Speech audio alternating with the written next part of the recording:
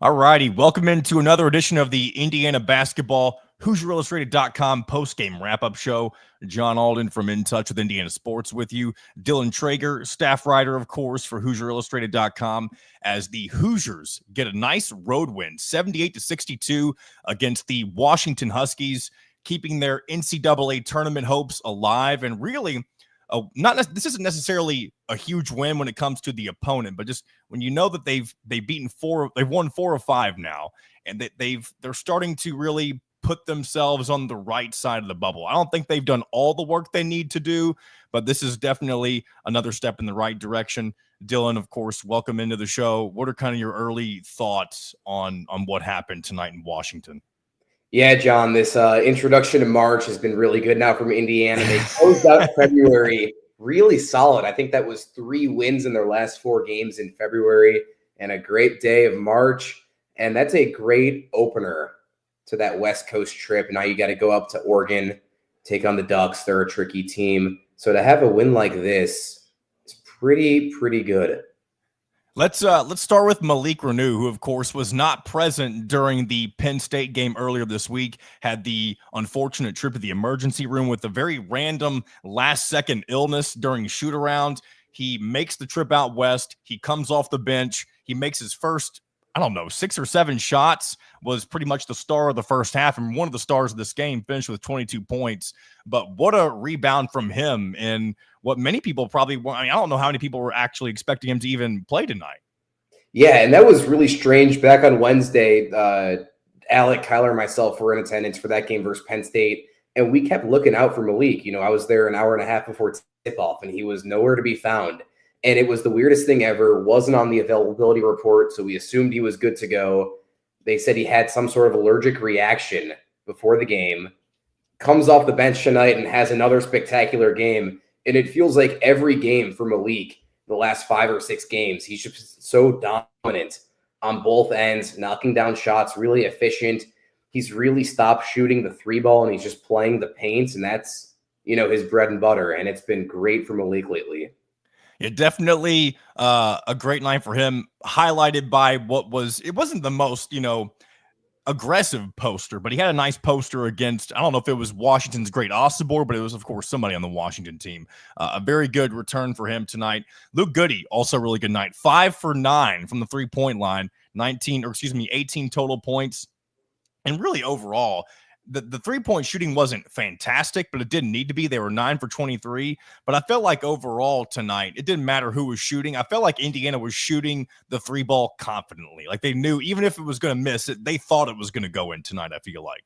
This was a team that really couldn't shoot the 3-ball all year. So 9 for 23, you take that and run with it. Last game, they shot 70% from 3. I mean, that was insanity. So tonight, 9 for 23, Goody had it on. It hurts to see Galloway not hit one from 3, but McKenzie had a couple early going. Definitely really helps when they can hit those because, as I said earlier in the season, that was the biggest issue with this team. So to really figure it out late in the season going into postseason is huge. And also looking at big picture stuff before we get to a few comments here. Indiana currently sits at 18-11. They're 9-9 now in the Big Ten, right at 500. They have Oregon later this week, and then they'll wrap up with Ohio State at home. Do you think Indiana needs to win these final 2 games, or do you think if they have a hiccup in one of those matchups that there'll be enough opportunity, not only in the Big Ten tournament, or maybe even without a great showing in the conference tournament, do you think that there's already enough on this resume for them to be put into the NCAA tournament field? I think today's win was huge. 16-point wins. They were favored by 1.5 points. So to go out there on the road, you're not sure what you're getting out of Renew, and to have a game like this is huge. Already boosts the stock. I think if Indiana can split the games between Oregon on the road and Ohio State at home, I would say you're pretty comfortable. You don't want to lose both. And you want to have, the ball rolling into the Big Ten tournament. If they can pick up a game in the tournament, that could be pretty big as well. What do you think? Yeah, I think that's a fair assessment. I tend to lean more towards what can Indiana do to kind of ensure that they don't need a Big Ten tournament run to get into the NCAA tournament. So I think if they're going to do that, if you beat both these final teams, Oregon and Ohio State, I think that would be more than enough for Indiana to, not that you want to just kind of mosey in and not do well in the Big Ten tournament, but I think you could afford a slip up early, if that makes sense, because Indiana has, you heard them say it on the Peacock broadcast tonight, they have 0 bad losses. Now, they don't always do the best against the cream of the crop. We've seen that they can beat the really good teams like Michigan State and Purdue, but most of Indiana's issues is being competitive against the really good teams. At least it has been for most of this season. So I think if they're able to win these final 2 games, I don't know if they'll be favored against Oregon or not. With it being a road game, I wouldn't be surprised if they're slight underdogs in that matchup. But I think if they definitely win both of them, I think at that point they will have absolutely done enough to ensure that they'll get into the NCAA tournament. So that being said, let's go ahead and look at a few of these comments coming in here on YouTube. Carter mentions it's a big win, of course. Justin Beard, winner, chicken dinner. That's a bad Washington team. Oregon won't be that easy. You're absolutely right. One of the worst teams in the Big Ten. Washington at 13-16, 4-14. I think Danny Sprinkle's a pretty decent head coach. He did pretty well at Utah State before he arrived in Washington. Maybe he'll be able to fix some things going into the offseason for next year. JJ Greenberg says, thoughts on the jerseys. Is this the first time they've worn the black this year, Dylan? I wasn't too sure. I know they've done it in previous seasons, or I don't know if they've done this iteration necessarily ever, but I thought they were pretty slick tonight, if I'm being honest. So today was the debut, and I love them. I'm hoping that someone will see that everyone loved them, supported them. They can be up in the fan shop, and I can get one for myself. Maybe I get one for you too. But I was a big fan of them. I didn't like the Black History Month jersey they wore. That red one with the orange. It looked like a practice jersey. At least I thought it did. Terrible. And I liked the old one. It was a cream color with the flowers on it. And they wore it once or twice every year. I really liked it. And I was disappointed to see them remove that. But this one, I thought they killed it. I'd love to see maybe the women's team wear it too. And hopefully they can bring it back next year. Yeah, we'll see. I remember when Indiana football in the final year of Tom Allen did their version of the black jerseys. They called them the ghost jerseys, and they wore them against Akron, and they barely won that game in overtime. So I wouldn't be surprised if maybe Indiana football will eventually break out some black jerseys again, but maybe it'll bring back flashbacks to that unfortunate matchup. Again, whole new era, but it does remind me of that particular game for some reason. Let's head back to the comments section. Jacob Meltzer says, great game from Goody. The kid can really shoot the rock. Absolutely. He's been the knight in shining armor from the 3-point line for Indiana basketball that they have not had in quite some time. There's been games in the past few seasons where certain players get hot, but it's been a very long time since Indiana's had somebody that can be consistently reliable from beyond the 3-point line. And I think it took a while early on this season for Luke Goody to really find his role. But I think from the midway point on, he's really, he knows exactly where he fits in to this team, I feel like. Yeah, I definitely agree. And there was that long stretch where there wasn't a single guy that, Woodson could turn to and rely on to get 2 threes a game, 3 threes a game. And it's been Goody, the whole season who's been able to be relying on.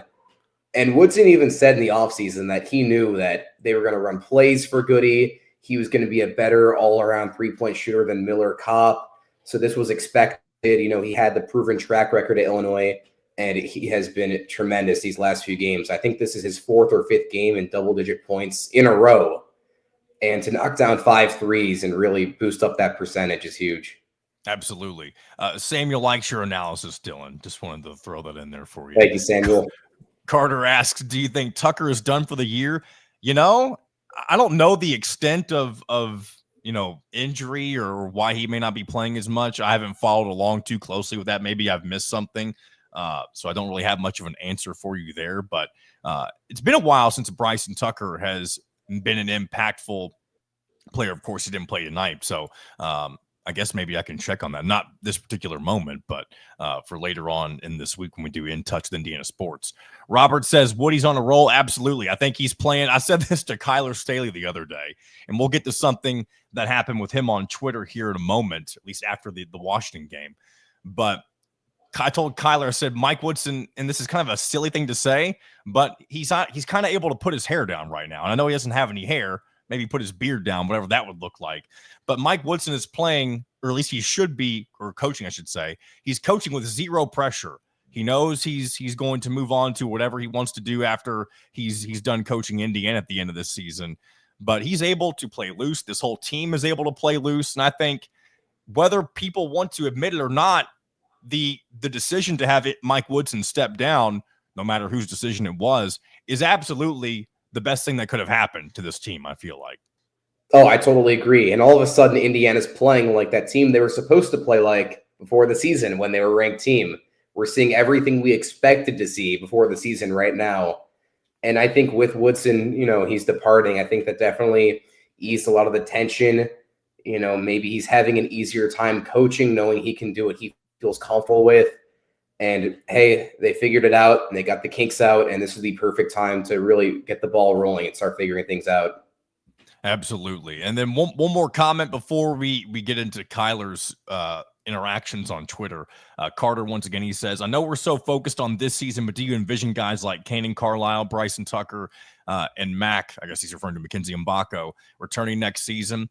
It's such a wild card when you bring in a brand new head coach. But I do think a lot of these guys, depending on how happy they are with their NIL package, that's one of the main things.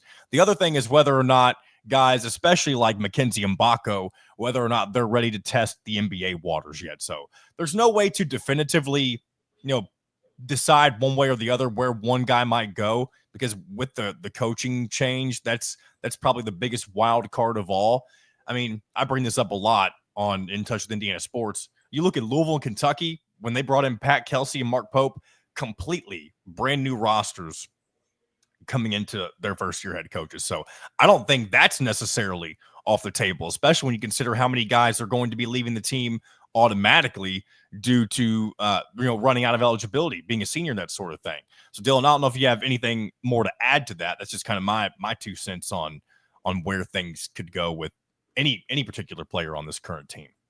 Yeah, I mean, I think looking at those guys specifically, I think everyone had really high expectations for Carlisle and Tucker this year. I mean, Tucker's a McDonald's All-American. He was a top recruit. I think he was a 4 or 5 star.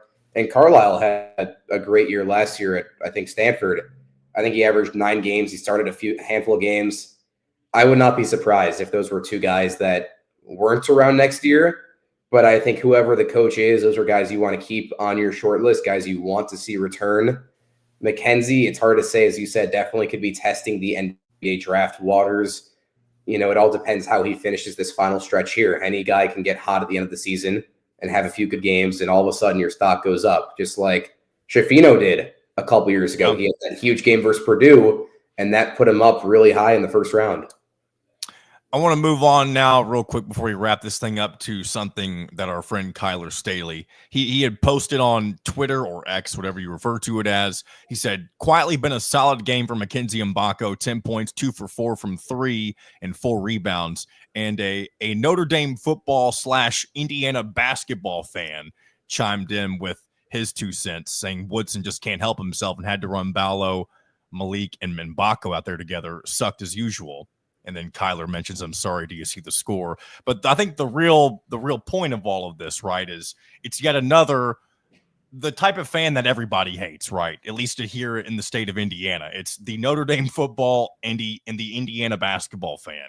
Dylan, have you ever, I don't want to ask if you ever come in contact with a fan like that, because I'm sure you have, but does it bother you as much as it bothers someone like me, and I'm sure Kyler as well, when people go that route of being an Irish football fan and a Hoosier basketball fan? I mean, for me, you guys have been around the culture longer than I have.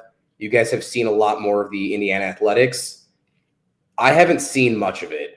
Okay. People being fans of both, I can understand. You're from the state of Indiana. Maybe your parents went to both schools. I don't like if you're going to bounce back and forth.